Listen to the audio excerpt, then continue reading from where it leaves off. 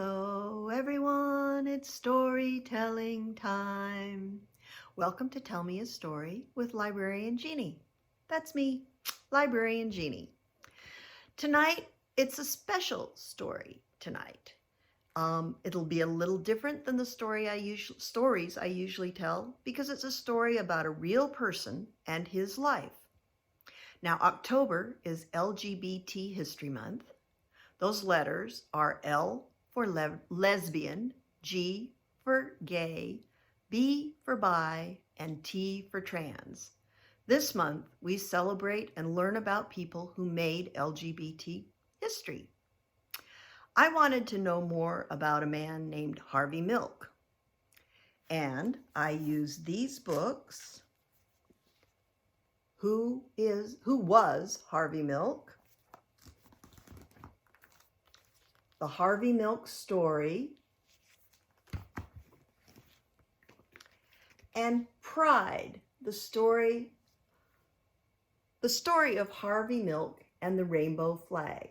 All of these books are available at the Santa Cruz Public Libraries. I use them to find out about Harvey and his life. And while I was studying and reading about him, I took notes. And then I wrote it all out so I wouldn't forget these special things that I wanted to do.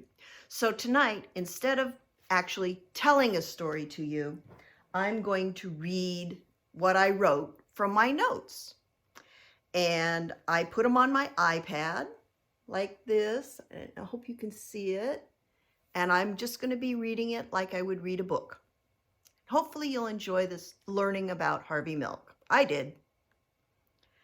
So, Harvey Milk was born in 1930, which would make him 90 years old now, if he was still alive. Oh, the stories he could tell. Sadly, when he was only 48 years old, he was murdered for standing up and speaking out for what he believed in. So I'm going to tell you about his life and what he believed in and what he worked for. Harvey's family lived in Woodmere, Long Island, New York. They came from Lithuania, a country in Northern Europe, for a better life. And this is a map of the world. See that red spot right there? That's where Lithuania is, in Northern Europe. They took a boat, came all the way across the Atlantic Ocean to New York. It's a long way to come, hoping for a better life. When his grandfather first came to the United States, he was the only Jew in town. And he changed the family name in order to fit in better. Even so, the family had to deal with some prejudice against Jewish people. Some people didn't like or trust them because their religion was different. Imagine how you would feel if other kids wouldn't play with you just because of the color of your hair or the way you dressed. That's prejudice. Harvey particularly admired his mother, who taught him the importance of volunteering and helping other people, and his grandfather, who said, "Don't hide your green hair. People will see it anyway." Harvey didn't really have green hair, but his grandfather meant he should always be himself. Harvey was very outgoing. He loved movies, sports, the opera, and he valued his Jewish heritage. He also loved to play tricks. One time, Harvey and his older brother tore all the labels off the cans of food in their kitchen. Imagine what meals were like until all those cans were used up. One can would look just like another without the labels. When Harvey was 14, the family department store burned down. Some people thought it was arson. That meant it was burned on purpose because they were Jewish. That was never proved, but it meant the family had to move. That was the first of many moves, but everywhere Harvey went, in high school, college, the Navy, and his jobs, he was pretty popular. He got involved in clubs and sports and helping others. he overcame the prejudice against Jewish people by being himself. But there was something else. Harvey knew from a very young age that he was attracted to other boys, not to girls. At that time, there was also a lot of prejudice against loving someone of the same sex. So, Harvey didn't mention it, even to his family. That must have been pretty lonely. Harvey was teaching math and history in a high school when he fell in love for the first time.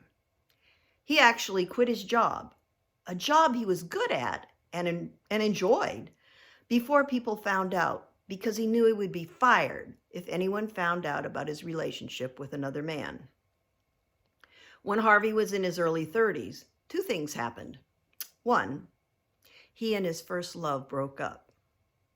And two, his mother died. Harvey was very sad. He moved around a lot and changed jobs a lot, but he also fell in love again. In 1969, Harvey and his new love packed up their car and moved to San Francisco. In San Francisco, they lived in the Castro district, an area where a lot of other men and women who loved someone of the same sex lived. Harvey opened a camera store, which quickly became a gathering place for locals, almost like a community center. Once again, Harvey was very popular, and he continued to help the underdog and to work equally for all, particularly for gay people and teachers. He got involved in local politics and ran for office several times. He lost each time, but he was becoming well known. When the supervisor position for the Castro district opened up, Harvey ran for that office, and he was elected. He was sworn into office in January 1978 and served for 11 months, not even a whole year. During that time, he continued to work for equality and protection for gay people. He also had the idea for the rainbow banner as a symbol to use in the San Francisco Gay Freedom Parade that June. He and his friends dyed very long pieces of cloth, the colors of the rainbow, and then sewed them together to make a very long banner to carry in the parade. The rainbow flag soon became a symbol representing the fight for equal rights for gay men and women. And that's what the rainbow flag looks like now. Harvey was outgoing, popular, making a difference the way his mother taught him. Some people, however, disagreed with Harvey, and one very unhappy man took action to stop him. Harvey was killed on November 27, 1978. The city was in shock.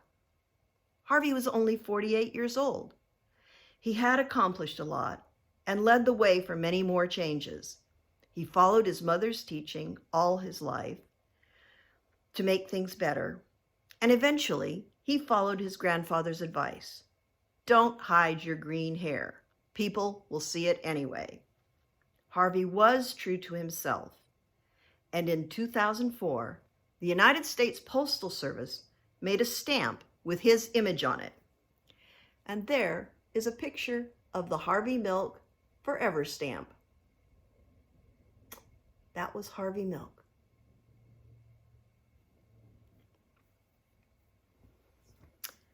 For more information on LGBT history, especially local history, go to the Museum of Art and History website, and we're going to put that up on the screen, and to the County Office of Education website. And of course, you can find out more about LGBT history and LGBT people in history at the Santa Cruz Public Library's website, www.santacruzpl.org. So that's the story of Harvey Milk. I hope you enjoyed it. I hope you learned a little bit. I certainly learned a lot. And one of the things that you can do when you're telling stories is find out about someone you admire or just someone you want to know more about. And if you ask them questions and they answer them just back and forth in conversation, that's called getting an oral history. You can find out about what they did when they were little people, when they were grown up, when they were teenagers, what they're doing now. It's still oral history because someday it will be history. Okay, that's it for tonight, folks. Let's sing our good night song. Good night, friends. Good night, friends. Good night, everyone. I'm going to leave you now. Merrily we roll along, roll along, roll along. Merrily we roll along. We are off to bed. Farewell, friends. Farewell, friends. Farewell, everyone. I'm going to leave you now.